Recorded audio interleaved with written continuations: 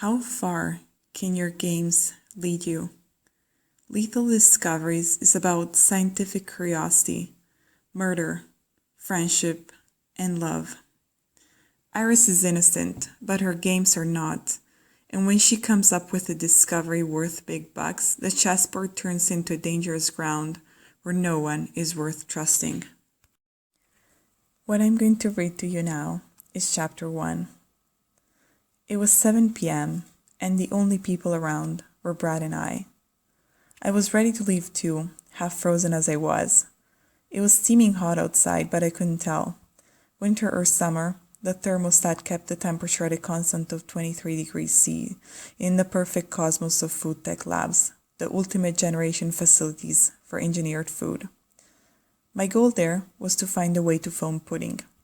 Use half the amount of ingredients, find a way to boost the volume, and you've got it all. Pudding cheap for the consumer and profitable for the industry.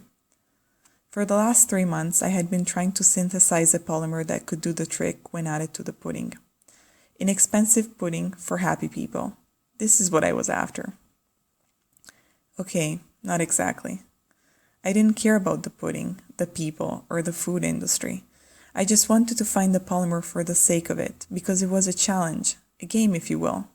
There was no ethics and no real life involved as far as I was concerned. It was just about me, my polymer, and my air-conditioned, mint-white, neon-lit world. You find this squalid? I was hired to make cheap pudding because money is what makes the world go round. I never set these rules, so I chose to forget them. Someone wanted cheap pudding, I wanted the fun of making it for them. You'd call this a win-win deal, wouldn't you? Today I had finished producing a new batch of polymer.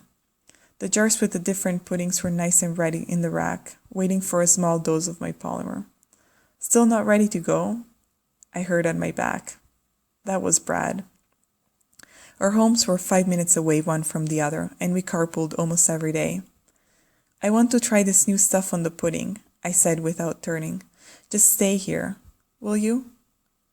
He came around me, lifted the bottle containing my polymer and looked at it against the light. Nervous? He asked with a smile. I failed again today. No luck at all lately.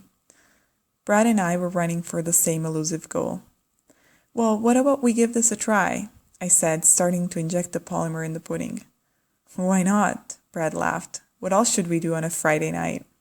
Nothing else but try our luck once more, I suppose. And fail, of course.